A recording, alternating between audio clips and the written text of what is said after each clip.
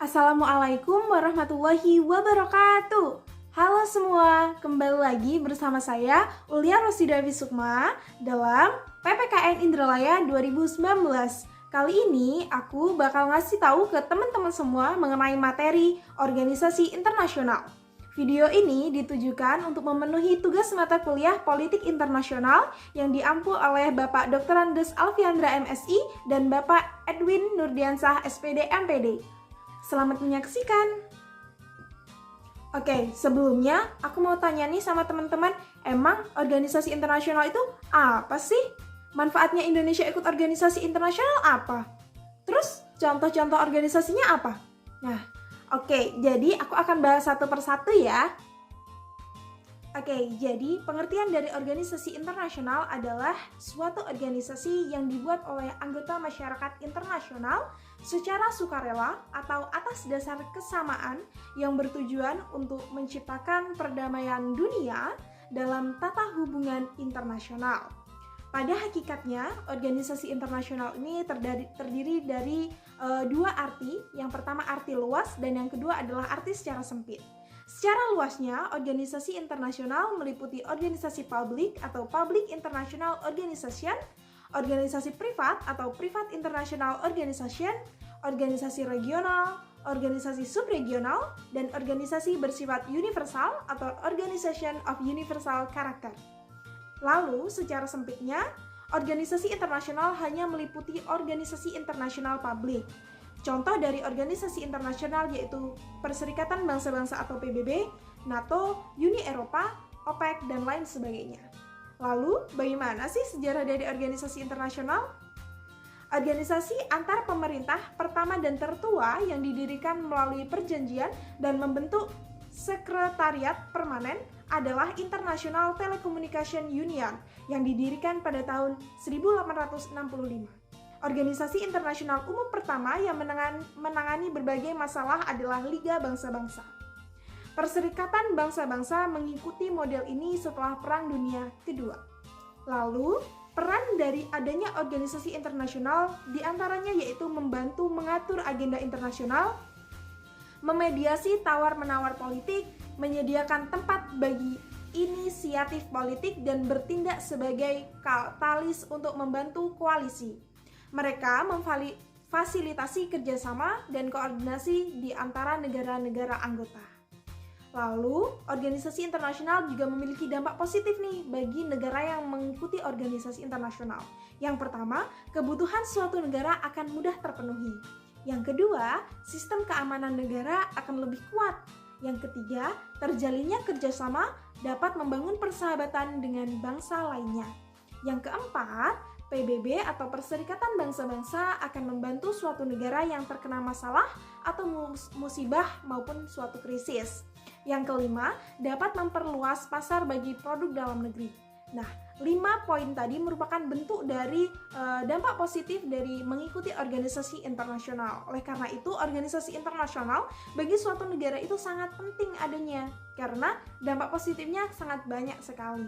Oke. Selanjutnya, kita akan membahas mengenai dampak negatif dari organisasi internasional. Selain adanya dampak positif, pasti ada dampak negatifnya. Yang pertama, budaya suatu bangsa perlahan akan terkikis. Yang kedua, susunan kenegaraan akan meniru sistem negara luar. Yang ketiga, negara akan mulai bergantung terhadap negara lainnya. Yang keempat, adanya pengaruh politik dari negara lain. Sedangkan yang kelima, tenaga asing mulai masuk ke suatu negara lainnya. Oke. Jadi, jika kita lihat dari bangsa kita sendiri, yaitu bangsa Indonesia, kita tentu sudah merasakan dampak positif dan juga dampak negatifnya dari mengikuti organisasi-organisasi internasional. Nah, apa saja sih? Kita coba lihat implementasi yang ada di bangsa Indonesia sendiri ya. Nah, jika kita lihat dampak positifnya, bangsa Indonesia telah melakukan dan mengikuti banyak sekali organisasi internasional. Nah, jika dilihat bahwasanya hubungan kerjasama Indonesia dengan negara-negara lain itu cukup baik ya. Ketika Indonesia mengalami konflik, maka negara-negara lain itu sangat sigap untuk membantu Indonesia. Begitupun sebaliknya. Selanjutnya, pasar Indonesia dalam mengimpor dan ekspor itu sangat baik. Nah, Indonesia sendiri terkenal akan negara yang memiliki kaya rempah-rempah, kaya dengan hasil buminya. Nah, Hal tersebut dimanfaatkan untuk Indonesia agar dapat memberikan ekspor dan impor secara maksimal, agar menaikkan pasar dunia begitu. Selanjutnya, dampak negatifnya juga banyak sekali ternyata teman-teman, karena jika kita lihat suatu negara yang memiliki hubungan kerjasama dengan negara lain tentu memiliki yang namanya pertukaran budaya. Nah, hal ini ternyata berdampak negatif pula, karena apabila suatu budaya dari negara lain tidak dapat kita saring, maka budaya dari negara lain itu akan dengan mudah mengikis budaya kita sendiri. Maka generasi-generasi kita yang akan datang akan dengan mudah melupakan budaya kita sendiri. Lalu, seharusnya bagaimana sih sikap kita agar kita bisa cinta terhadap bangsa Indonesia serta budaya-budaya yang ada pada Indonesia ini tidak hilang atau terkikis? Yang pertama, kita harus membiasakan diri untuk cinta pada produk-produk Indonesia. Yang kedua, kita juga harus membiasakan diri untuk tidak malu untuk menggunakan budaya-budaya Indonesia, seperti melestarikan bahasa yang ada, mengenakan pakaian-pakaian adat. Lalu kita juga harus mengembangkan budaya-budaya yang ada seperti, kita mempelajari tari-tarian, mempelajari budaya-budaya nasional, mempelajari alat musik nasional, dan lain sebagainya. Upaya-upaya tersebut juga dilakukan dengan memberikan pendidikan baik formal maupun non-formal mengenai budaya-budaya Indonesia.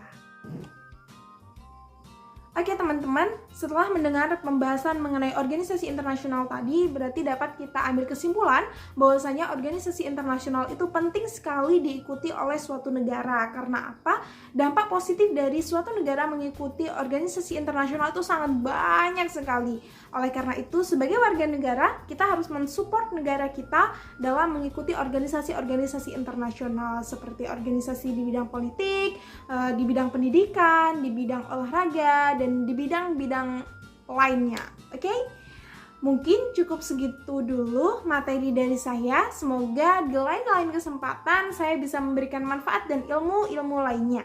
Oke? Terima kasih. Wassalamualaikum warahmatullahi wabarakatuh.